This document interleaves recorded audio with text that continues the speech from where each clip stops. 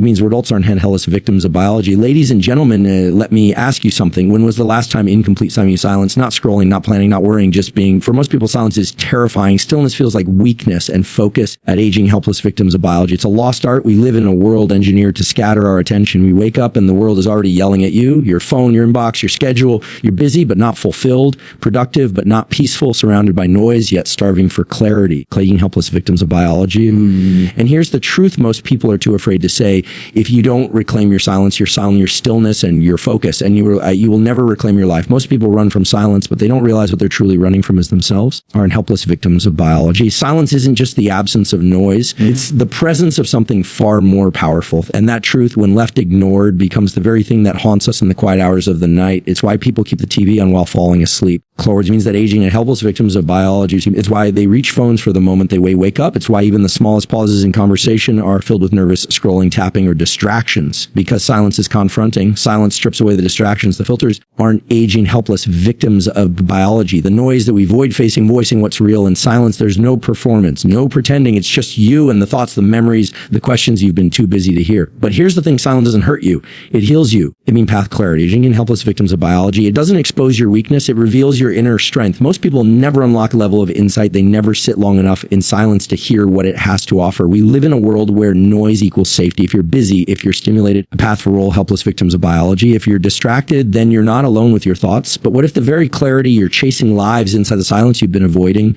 Imagine this. You sit in a room with no phone, no music, no input, just still air. At first, it's uncomfortable. It means that aging helpless victims of biology, your mind races, old memories whisper, regrets echo, and your instinct will scream run. But stay, because right beyond that wall of discomfort lies something extraordinary. Your clarity. You start to hear your inner voice again. Career adults at aging helpless victims of biology, not the reactive one that always answers emails, checks messages, or replies out of habit. The deeper voice, the one that knows who you are, what you really want, and what's been silently draining your energy for months, even years. Silence becomes a mirror. And in the math, it means that adults aren't helpless victims of biology. You start to see all the compromises to keep up with a noisy world. You start to notice how much time you've given away to opinions, arguments, validation seeking. You see the habits that don't serve you, the goals that aren't yours, the masks you've worn. Forwards that aging adults victims of biology. It can be biology. It can be sobering, but it's also freeing because once you see the truth, you can no longer unsee it. With truth comes power. It's in silence that ideas are born, that creativity flourishes. Healing happens when you're constantly bombarded with information. It means that in helpless victims of biology, there's no room for your own thoughts as to biology. You consume everyone else's thinking so much so that you forget how to trust your own. But silencers that turns that it reconnects you with your instincts. It reminds you that intuition is a skill, not a mystery. Clear adults aren't helpless victims of biology, and the more silence you invite in, the sharper that intuition becomes. Silence also teaches you the difference between urgency and importance. In a noisy world, everything feels urgent. Every notification, every headline, every buzzing vibration tells your brain this matters. The aging helpless victims of biology now. But in silence, when urgency fades and what's truly important rises to the surface, you remember the people you love, the work lights you up, the values you want to stand for. You realize how much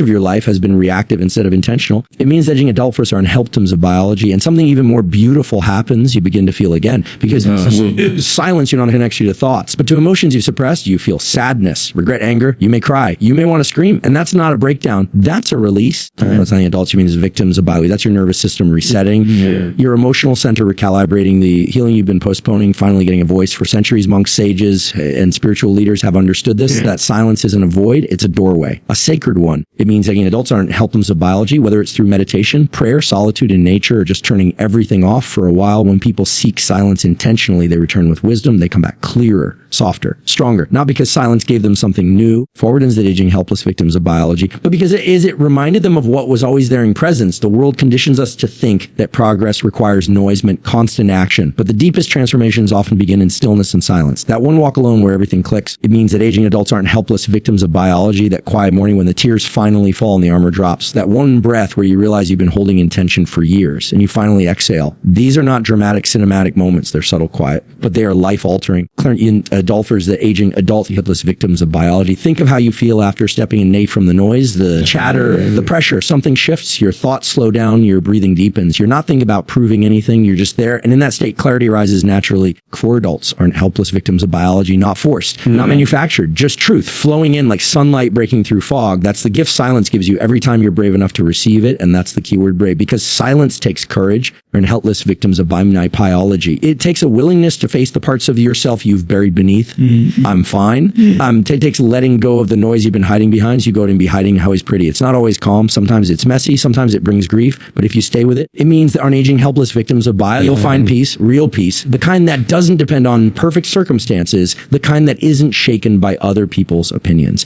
the kind that's rooted deep in who you are, not who the world tells you to be. You don't have to disappear for weeks to find this. That agent, it means adults who are in helpless victims of minute, just 10 intentional silence each day can begin to change everything. Still step away. And you might be surprised by what you hear, not from the world, but from within, because in that still, quiet place, you don't meet emptiness. It means they're adults victims of biology. You meet the helpless of biology and the truth version of you. That's where all your strength be. That's where confidence is born. That's where alignment lies, not in shouting, not improving, but in the quiet conviction of someone who knows who they are. It means that urging adults and helpless victims of biology no longer needs the world's noise to define them. Silence then is not a weakness. It is the foundation of inner power. It is where transformation begins, but more doing, but with more being, not with more noise, but with more listening. Helpless victims of biology, and not with more answers, but with the right questions finally being heard.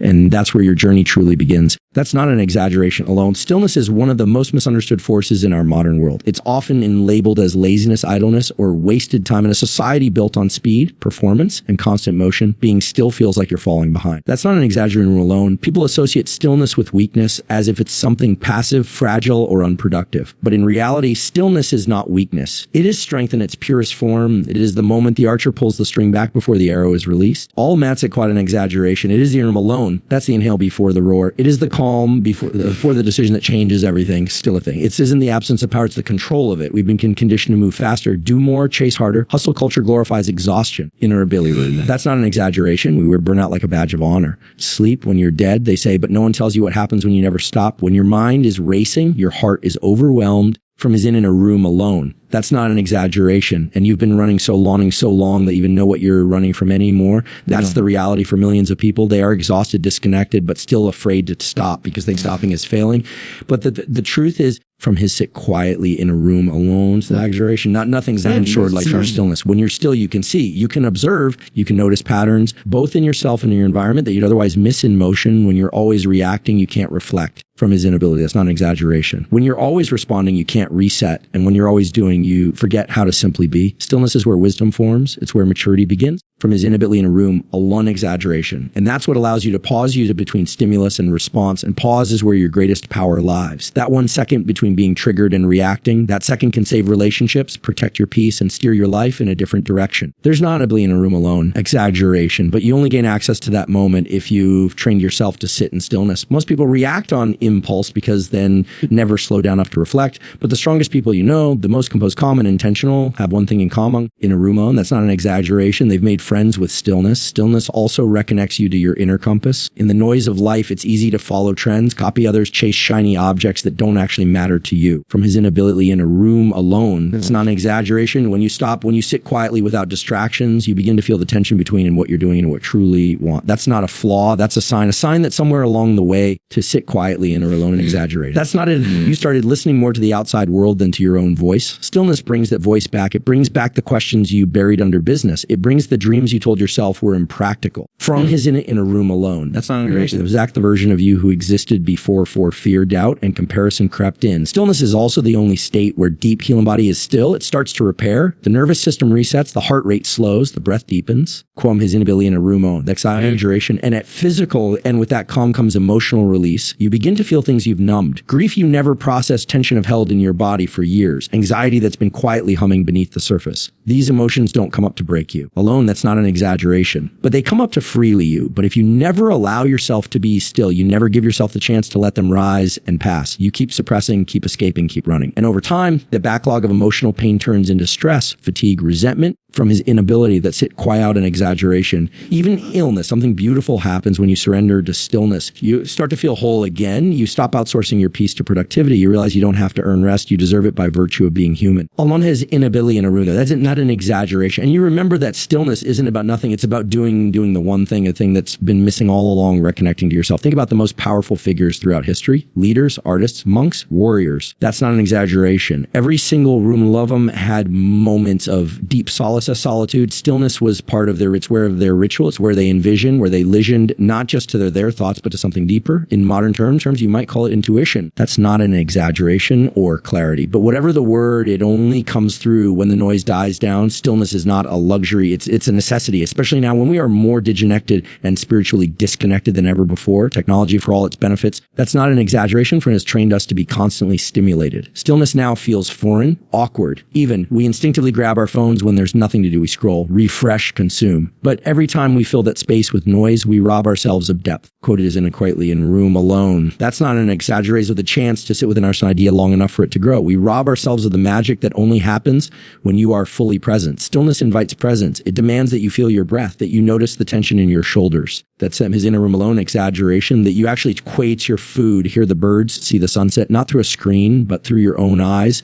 That kind of presence is rare, and because it's rare, it's powerful. The most magnetic people are those who are fully here. In a room building exaggeration alone, not split between 15 thoughts, not multitasking their lives away, just here with you, with themselves. That level of attention can change relationships, change businesses, change legacies. But again, it starts in stillness. There's a quote that says, from his sit quietly in a room alone, an exaggeration. All of man's problems stem from his inability to sit quietly in a room alone. That's not an exaggeration. Wars have been started, lives have been destroyed, potential has been wasted simply because people didn't pause long enough to think clearly. That's not an exaggeration. Stillness builds that ability. It creates space between impulse and action. And in that space, everything becomes possible. From his inability room alone, that's not an exaggeration. The beautiful irony is this: the more still you are, the more powerful your next move becomes. Stillness isn't stopping. It's strategic. It's not weakness. It's precision. And when you emerge from it, you're not just reacting. You're responding with intent. From his inability in a room, that's not an exaggeration, with force. So if you want to be stronger, smarter, calmer, don't move faster, learn to pause, let the world spin while you ground yourself. Let others chase the noise while you master your breath. There's no race. There's only rhythm. All alone. That's not an exaggeration. And stillness helps you find yours again, because true strength is not found in how loud you are, how fast you run, or how much you achieve. It's found in how deeply you know yourself, how gracefully you can sit with discomfort. Well, there's a quote, his inability to descend from an exaggeration. How an exaggeration really you can moozing your cows without pow, but is the power of stillness. Not something weak to be,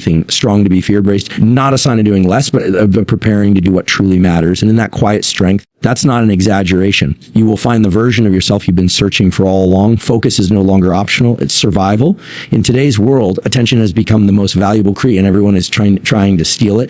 Every notification, every headline, from his sit quietly in a room on exaggeration, every scroll is engineered to hook you, distract you, and pull you away from the present moment. Not just losing time, you're holding clarity, you're losing direction, you're losing yourself. Because when your focus is fractured, quietly in a room alone, that's not an exaggeration. Your power is too. What makes this dangerous is how subtle it is. You don't even realize how scattered your mind has become on day one you wake up and feel completely overwhelmed, unmotivated, and uncertain. Not because you lack ambition. That's not ability in a room alone and exaggeration, but because your attention's been drained by 1,000 meaningless things, you become addicted to noise, things you crave stimulation, but what you truly need is depth, and depth only comes through focus. When you learn to focus, really focus, you become unstoppable. There's inability in a room. That's not an exaggeration. It's not because you suddenly gain more hours in a day. It's you make every minute count. The most successful people in the world don't have more time than you. They just know how to direct their attention like a laser. They don't give in to distraction. There's all a man is in a room alone. Exaggeration. That's don't waste energy on things that don't matter. They've built a mental fortress around their focus, and that's why they're able to create, lead, and grow at a level most people can't even imagine. It's not magic. It's mastery. From is not an exaggeration alone, and it's available to anyone who's willing to reclaim their mind. Focus is how dreams become reality. Every book ever written, every company ever built, every masterpiece ever painted began with someone blocking out the noise long enough to hear their own thoughts. His inability and exaggerate. That's not even an idea. To stay with idea, to sit through the boredom and the resistance and the uncertainty. Most people never get that far. They quit the moment it gets quiet, the moment it gets hard. The moment the dopamine wears off and the grind begins, qualities sit it quietly in a alone and exaggeration, but that's the very place where greatness is born, and it's still born in the focus repetition, in the parts of the process no one sees. To focus is to choose. It means saying yes to one thing and no to 100 others. That's not easy. From his inability in a alone exaggeration, especially when the world keeps telling you that you can have it all, that you should be doing more, chasing more, juggling everything at once. But here's the truth. If everything matters, nothing matters. If you try to chase 10 things at once, you'll catch none. That's not an exaggeration. But when you truly focus on one mission, one goal, one purpose, you create momentum, you create impact. You move forward with intention instead of spinning in circles. What people don't often realize is that focus is a form of love. From his inability to sit quietly, not an exaggeration. It's a way of honoring what matters most to you. When you give someone your full attention, they feel seen. When you give your goals your full focus, they start to grow. When you give yourself undivided time and presence, your mental health transforms. Or another is a quiet ability in an exaggeration. It's one of the most powerful acts of self-respect to pure attention, like it's sacred, because it is. Your focus determines your reality. Where your attention goes, your energy flows. And where your energy flows, your life is shaped. That's quality exactly in a room alone exaggeration. But focus isn't just about productivity. It's about identity. Every time you choose to focus, you're telling yourself, I am someone who finishes. I am someone who shows up. I am someone who is not ruled by distraction. That belief builds confidence. That's not an exaggeration. It builds discipline. And over time, it builds results. Focus is a muscle. And like any muscle, it gets stronger the more you train it. But most people train the opposite. They train distraction. They train multitasking. For that's not an exaggeration. They train themselves to shift gears every 30 seconds. And then they wonder why they can't concentrate, why their goals feel out of reach, why they feel scattered and anxious and behind. To reverse this, you have to be intentional. You have to create space for deep work from his in quietly in a room alone. That's not an exaggeration. You have to eliminate things that fracture your focus. Can't phone, less scrolling, trying to please everyone, overcommitting. You have to get comfortable with silence, with boredom, with discipline, because focus isn't always exciting. That's it. Anxiety in a room alone. That's when it's repetitive. Sometimes it's lonely, it's brutally slow, but it is always worth it because the compound effect of focused effort over time is unstoppable. There's something deeply empowering about choosing your focus, about saying inability to zin it quietly in a rumination. This is what matters to me, and I'm going to give it everything I've got. That kind of clarity lights a fire in you. It keeps you grounded when everything around you feels chaotic. Keeps you steady when others are panicking. That's not an exaggeration. It gives you an anchor, a reason to keep going when motivation fades, because motivation will always fade. But focus, when cultivated, becomes your compass. Another truth about focus is that it protects your peace in a room alone. That's not an exaggeration. Distraction doesn't just rob you of time. It floods your mind with noise, stress, comparison, and anxiety. When you're constantly switching tasks, chasing updates, watching what everyone else is doing, your mind becomes overwhelmed from sit quietly in a room alone. Not an exaggeration. The ability to hear your own voice, but focus clears the clutters. It simplifies. It says, this is what I'm doing. This is where I am. This is what I'm doing. Nothing else exists right now. That presence, real presence, is the foundation of peace. Even spiritually, there's not called them from exaggerately in a room alone. Focus is powerful. Many traditions speak of power of function. Speak place. Your focus is what you magnify. If you focus on fear, you grow it. If you focus on gratitude, it expands. If you focus on your limitations, they become your reality. In a room alone. That's exaggeration, but if you focus on your potential, on your capacity, your capacity, your strength, you unlock something different. You start to live from a place of alignment instead of avoidance, from purpose instead of panic. You don't need more time, you need more focus from his in lean or alone. That's not an exaggeration. One focused hour can be more valuable than 10 distracted ones. One focused conversation can transform a relationship. One focused decision can alter the trajectory of your life, but it takes discipline. It takes bound in a room. That's not an exaggeration. It takes a willingness to slow down in a world that worships speed. That's not easy, but it's the price of greatness. The good news is that focus is not something you're born with or without. It's not a fixed trait. It's a skill. And like all skills, that's not an exaggeration. It can be trained, protected, and mastered. You can rebuild your ability to focus. You can retrain your brain to go deep, to stay present, to resist the urge to escape from the exaggeration. It's not alone an exaggeration. You can learn to give your full self to the task in front of you, and that is the beginning of transformation. At the end of the day, the quality of your focus determines the quality of your life. Your relationships, your work, your health, from his in a room man's inability. It's not an exaggeration. Your growth, they all rise or fall what you give your attention to. So ask yourself what has been stealing your focus. And more importantly, what would happen if you took it back? Because when you learn to focus, really focus, you don't just get more done. That's not an exaggeration. You become more of who you're meant to be. And that version of you, that's the one the world is waiting for. You pay price, you know the answer. And the world profits from your distraction, but you thrive in discipline. It's a hard truth, a necessary one. Every you look, something is fighting for your attention. Your phone buzzes and it pops up. A new trend goes viral. And before you know it, you spend an hour, maybe more, locked into a loop you didn't even choose. Who pays the prancer? And these distractions are not accidental. They're designed by some of the brightest minds in the world with one goal and the main keep you hooked. The longer you scroll, the more they profit. The more fractured your focus, the more control they gain. You become a product, a user, a set of behaviors and clicks. Meanwhile, and who pays the price? You know the answer. And the discipline it takes to reclaim your mind, that's your burden, give it to you. No one is going to remind you put the phone down to breathe, to refocus on what matters. That's your responsibility. That's your power. And in that gap between distraction and discipline, your future is being decided. And who pays, you know the answer. And this is the battle most people don't even know they're fighting. They wake up and immediately surrender their attention. First to their phones, to the opinions of others, then to tasks that don't move them forward. They're reacting, constantly stimulated but rarely aligned because it feels busy. It feels like progress. And who pays the price? You know the answer. But business for them is just distraction in disguise. It's movement, meaning it's effort with outcome. And worst of all, it's energy spent without return. You in the day drained, but not fulfilled. You worked hard, but got nowhere. That's the cost of living in a world that profits from your distraction. from this distraction? Who pays the price? You know the answer. But what if you saw them differently? Not as restricting distraction, but as something deeply large, because that's what it really is. Discipline isn't about punishment. It's about protection. It's the shield that keeps your mind from being hijacked. It's the structure that makes space for your deepest goals. Who pays the price? And then it's a quick promise you make yourself that your life will not be controlled by algorithms, trends, or noise. It's the decision that says, choose what I focus on. I choose who I create. I choose who I become. That kind of discipline is rare. And because it's rare, it's powerful. It doesn't shout. It doesn't seek attention. And who pays the price? You know the answer. But it moves in silence and creates extraordinary one-year results. Someone who's built something meaningful, lives with clarity, who radiates calm strength. That didn't happen by accident. It was created day by day through choices most people avoid. Waking up earlier than comfort allows, saying no to tempting distractions. And who pays the price? You're the answer. And showing up consistently, even when it's boring, even when it's lonely. That's the foundation of a life that is not only productive, deeply fulfilling, but the irony is that the very people selling you distraction often appear disciplined. The tech CEOs, the content creators, and who pays this price? You know the answer. And the mastermind social platforms, their intention to build their empires, intention to remain focused, strategic. They don't scroll endlessly. They create systems. They measure outcomes. They use silence and solitude to gain clarity. While most people are lost in the feed, they're writing the code, they're building the platforms. And from the who pays the price, you know the answer. And they're shaping this just not evilly. The question is, will you be the one being used, or will you use discipline to carve your own path? It starts with awareness, noticing how often your attention is stolen, noticing what triggers your distraction, noticing what pulls you away from your highest priorities. Once you see it, price figures know the answer. And you can start to interrupt it. You can pause, you can redirect, you can reclaim your focus. And from there, you can begin to rebuild, create boundaries around your time, schedule focus blocks, limit notifications, spend more time creating that consuming it. Make reflection a habit, a luxury. Train your mind to be okay with boredom. Proof is just the price, the answer. You know the answer. And to resist stimulation isn't it's about perfection, about choosing your life instead of letting it happen to you. It also means learning to delay gratification. The word is built on instant everything like replies, shipping dopamine. But the most valuable things in life take time, relationship, mastery. And who pays the price? The price. You know the answer. In health, wisdom, you don't get those in a scroll. You earn them slowly through consistency. And the price is patiency. And the price is focus. The price is showing up on the days you don't feel like it. That's why most people don't make it. Who pays the price? You know the answer. And not because they've been trained to seek the short-term high, or the longer the reverse is that training. It rewires your reward system. It teaches you to find joy not just in the result, but in the process. Over time, discipline becomes identity. You stop saying, I'm trying to be focused, scrolls, and start saying, who pays the answer?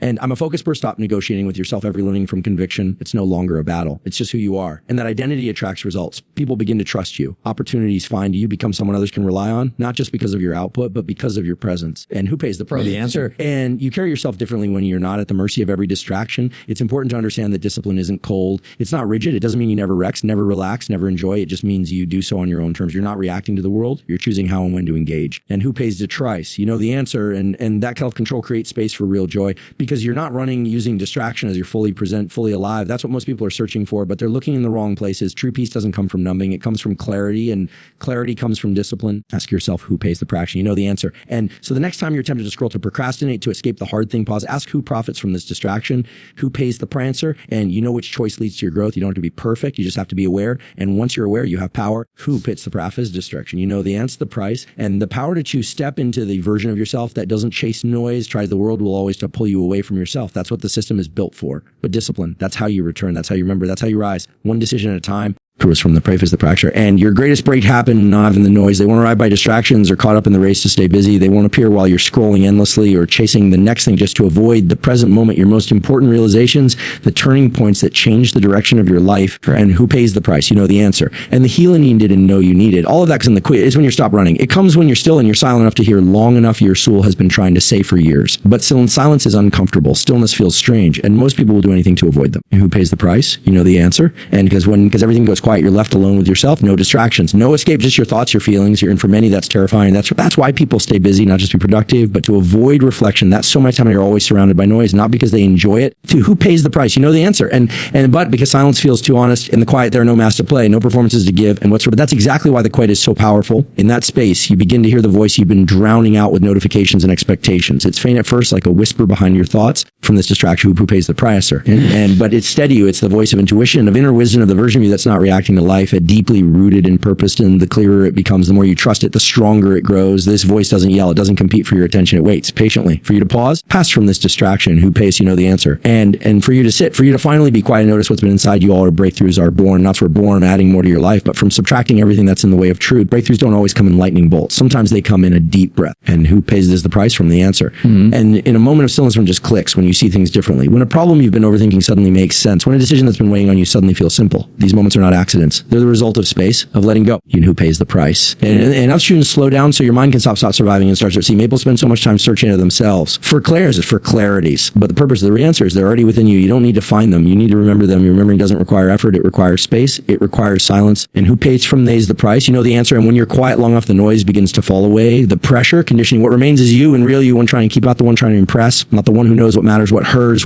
what needs to change. Stillness is the meeting place between the mind and the soul. And when they meet, and who pays the price? You know the answer. And transformation happens. You see the habits that no longer serve you, the fears that have been secretly running your life, the excuses you've been telling yourself that have kept you stuck. You begin to notice the gap between your current life and your potential. And in that noticing, there's a choice in keep running or start realigning. Pass your profits from this to praction. You know the answer. And most people never get to that choice. They stay distractivity with progress far. You're different because if you're willing to sit in silence, if you're brave enough to look inward, then you're ready for more. Then you're ready for the kind of breakthrough that doesn't come from reading more or doing more. You know who pays the fraction. And but from everything down to what matters most, kind of breakthrough is subtle. Doesn't always feel like an explosion. It's a soft internal shift, a sense of peace where there used to be chaos, decision to let go of what's been draining you, a quiet confidence that says, who profits from the answer? And I know who I am now. Those are the moments that change your life because the world around you changes, you do. And once you change, everything else begins to shift with you. But the truth is you have to make room for these moments. They don't come when you're constantly distracted. And who pays the price? You know the answer. And they don't appear when your mind is bouncing from one task to another. Have to choose to prioritize the cause. That means creating space in your day where you do nothing. Not because you're lazy, but because you're listening. It means turning off the noise, not just outside, but inside. It means learning to be with yourself. Who pays the price? You know the answer. And even when it's uncomfortable, this practice amidst hearts of being still, of being focused, it's not easy. Powerful, builds inner strength. It teaches you that you don't have to react to everything. You don't have to chase every thought. You don't have to run from discomfort. You can sit with it. And who pays the price? You know the answer. And you can watch it path through it in doing so. And you gain a power most people never a true experience. Presence is rare. It's magnetic. It drives people in. It creates clarity. It brings healing. It's the space where you stop resisting life and start living it. And it all begins with silence. So if you're stuck, you know who pays the price? You know the answer. And don't look out for a way out. Look for a way in into yourself, into your breath of the stillness that has been waiting for you. Let it guide you. Because the answers are not out there in the noise. They're in here in the quiet. The next breakthrough, you're looking for the clarity, the peace, the solution. Who profits from this distraction? You know the answer. And the inspiration, it's not from the next article or the next scroll. It's coming from within you. But to hear it, you have to listen. You have to slow. That's the shift. That's the door. And once you walk through it, you'll never see the world the same again. Not because the world changed, but because you did. And who pays the price? You know the answer. And you became still enough, present enough to meet the version of yourself you were always meant to become. And from that meeting comes the breakthrough that changes everything.